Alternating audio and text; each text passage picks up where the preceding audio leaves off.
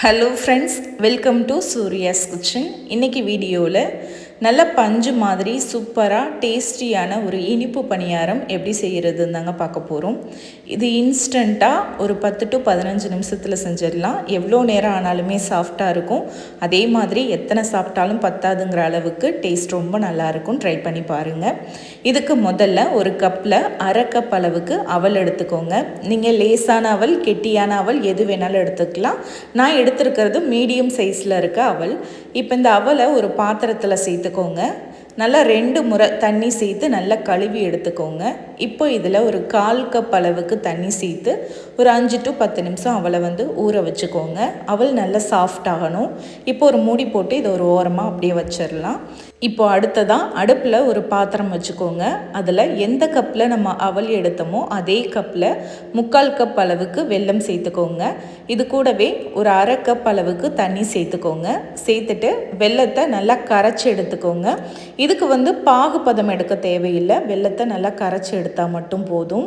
வெல்லம் நல்லா முழுமையாக கரைஞ்சதுக்கப்புறமா அடுப்பை ஆஃப் பண்ணிவிட்டு இதை நல்லா ஆற வச்சுக்கோங்க.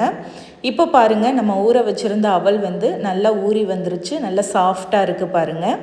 இப்போ இந்த அவலை அப்படியே ஒரு மிக்ஸி ஜாரில் சேர்த்துக்கலாம். இந்த மாதிரி நம்ம அவல் சேர்த்து பணியாரம் செய்யும்போது பணியாரம் எவ்வளோ நேரம் ஆனாலுமே சாஃப்டாக இருக்கும். அதே மாதிரி டேஸ்ட்டும் ரொம்ப நல்லாயிருக்கும். இப்போ இந்த அவல் கூட ஒரு கப் அளவுக்கு கோதுமை மாவு சேர்த்துக்கோங்க. அவல் எடுத்த அதே கப்பில் அளந்து சேர்த்துக்கோங்க. இது கூடவே 3 ஏலக்காய் சேர்த்துக்கோங்க. சேர்த்துட்டு ஒரு சிட்டிகை அளவு உப்பு சேர்த்துக்கோங்க. இப்போ இதில் நம்ம ஆற வச்சு வச்சுருக்க வெள்ளை கரைசலை ஒரு வடிகட்டி யூஸ் பண்ணி வடிகட்டி சேர்த்துக்கோங்க. வெள்ளை கரைசல் மொத்தமும் சேர்த்துக்கோங்க. அளவு கரெக்டாக இருக்கும். சேர்த்துட்டு இப்போ இதை நல்லா கலந்து விடுங்க.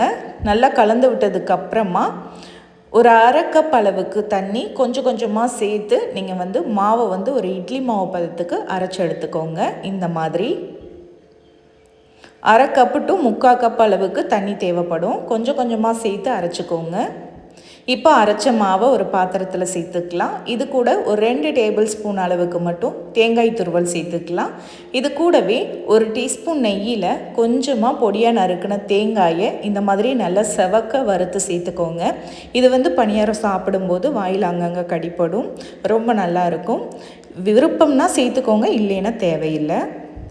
சேர்த்துட்டு இது கூடவே ஒரு 1/4 டீஸ்பூன் அளவுக்கு மட்டும் ஆப்ப சோடா சேர்த்துக்கோங்க. நம்ம இன்ஸ்டண்ட்டாக செய்கிறதுனால கொஞ்சமாக சோடா சேர்த்து செய்யும்போது தான் உங்களுக்கு பணியாரம் நல்லா ஃப்ளஃபியாக வரும். சேர்த்து இப்போ எல்லாத்தையும் சேர்த்து நல்லா கலந்துக்கோங்க. தேவைப்பட்டால் கொஞ்சமாக தண்ணி சேர்த்துக்கோங்க. ரொம்ப கெட்டியாக இருந்தால் மட்டும் தண்ணி சேர்த்துக்கோங்க. இப்போ பாருங்கள், நல்லா மிக்ஸ் பண்ணியாச்சு. இந்த மாவோட கன்சிஸ்டன்சி பார்த்திங்கன்னா ரொம்ப கெட்டியாகவும் இல்லாமல் அதே மாதிரி ரொம்ப தண்ணியாகவும் இல்லாமல் ஒரு இட்லி மாவு பதத்துக்கு இருந்துச்சுன்னா கரெக்டாக இருக்கும்.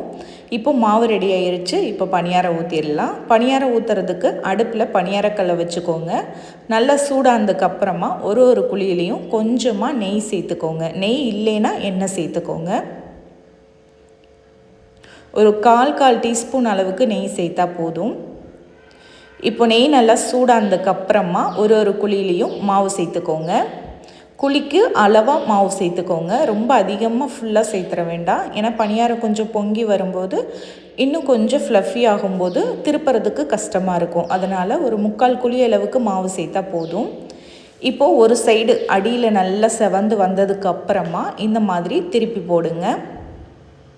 இப்போ எல்லா பணியாரத்தையும் திருப்பி விட்டுக்கலாம். அடுப்பை மீடியம் ஃப்ளேம்லேயே வச்சுக்கோங்க. கல் நல்லா சூடாயிருச்சுன்னா மீடியம் ஃப்ளேம்லேயே வச்சு சுட்டி எடுங்க. அப்போ தான் பணியாரம் உள்ள வரைக்கும் நல்லா வெந்து வரும். எனக்கு இந்த மாதிரி ஸ்பூன் வச்சு திருப்புறது ஈஸியாக இருக்கும். நீங்கள் பணியாரம் திருப்பி வச்சு கூட திருப்பி போட்டுக்கலாம். இப்போ எல்லா பணியாரத்தையும் திருப்பி விட்டுட்டு அப்பப்போ ஒரு சைடு திருப்பி விட்டு நல்லா கோல்டன் கலர் வர வரைக்கும் வேக வச்சு எடுத்துக்கோங்க. அப்போ தான் உங்களுக்கு பணியாரம் பார்த்திங்கன்னா உள் மாவெல்லாம் நல்லா வெந்து இருக்கும். மேலேயும் கொஞ்சம் கிறிஸ்பியாக உள்ளே நல்லா சாஃப்டாக இருக்கும். இப்போது அவ்வளோதாங்க, பணியாரம் ரெடி ஆயிருச்சு. இப்போ இது எல்லாத்தையும் நம்ம எடுத்துடலாம். இதே மாதிரியே நீங்கள் மீதி இருக்க மாவையும் பணியாரமாக ஊற்றி எடுத்துக்கோங்க.